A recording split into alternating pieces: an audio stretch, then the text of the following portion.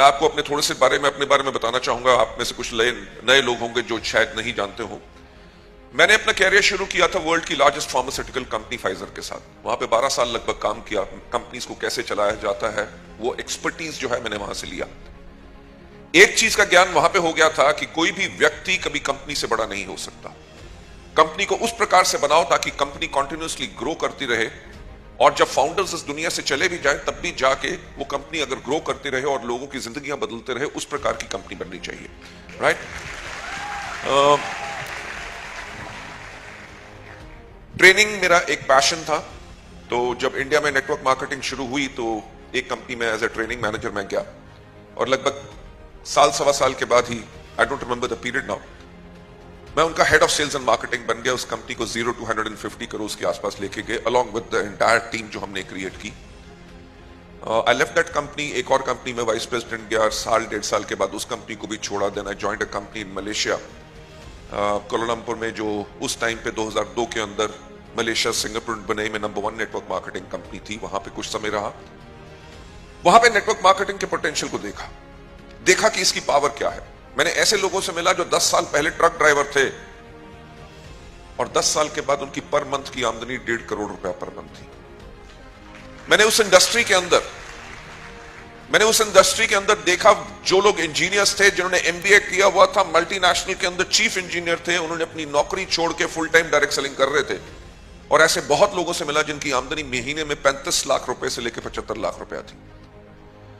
तो वहां पे एक चीज का ख्याल आया कि अगर मलेशिया जो एक छोटा सा देश है जिसकी पॉपुलेशन उस टाइम पे मुश्किल से 2.5 करोड़ थी, मैंने कहा छोटे से देश के अंदर इतनी नेटवर्क मार्केटिंग सफल हो सकती है। पिछले 30 साल से चल रही है, 1500 से ज्यादा कंपनीज, 2.5 करोड़ की पॉपुलेशन में 1500 से ज्यादा कंपनीज गवर्नमेंट ऑफ मलेशिया के पास रजिस्टर्ड थी।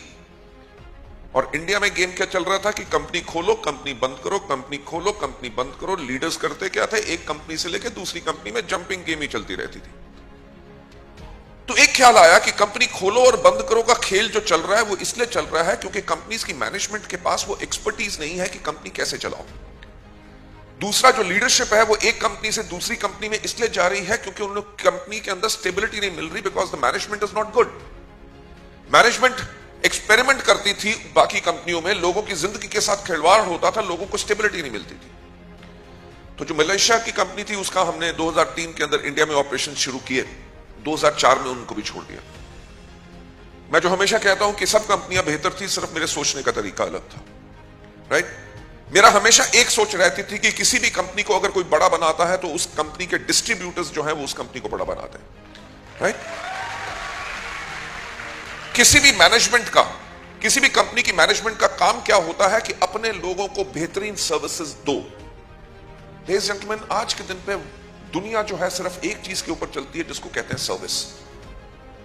सिर्फ प्रोडक्ट की सर्विस नहीं होती, ना सिर्फ कंपनी का काम है। कंपनी का तो ऑब्वियसली काम है कि आप लोगों को बेहतर सर्विसेज दें। आप भी अगर अपने बिजनेस को बेहतर बनाना चाहते हो, जितनी अपने डाउनलाइंस और अपने अपलाइंस को सर्विस दोगे, आपका बिजनेस और ज्यादा बेहतर बढ़ेगा। राइट? सो इस प्रकार की कंपनी कोई इंडिया में थी नहीं। हमने कहा कोई तो खड़ा होगा जो इस प्रकार की कंपनी बनाएगा। वहां से शुरुआत हुई वेस्टीज की। 2004 में हमने शुरू किया। That is my background. साथ साथ कंवरवीर सिंह और दीपक सूद जो कंपनी के बोर्ड ऑफ डायरेक्टर्स में हैं, उनके पास भी 1996 से वो नेटवर्क मार्केटिंग के अंदर इन्वॉल्व है। उन्होंने भी मल्टीनेशनल कंपनीज के अंदर वेरियस पोजीशंस के ऊपर काम किया। हम तीनों साथ इसलिए आए क्योंकि हम तीनों लोगों की सोच बिल्कुल एक मैटर करती थी। और वो सोच क्या थी कि इस दुनिया में अगर सबसे नेक कोई काम है तो वो है नेटवर्क मार्केटिंग।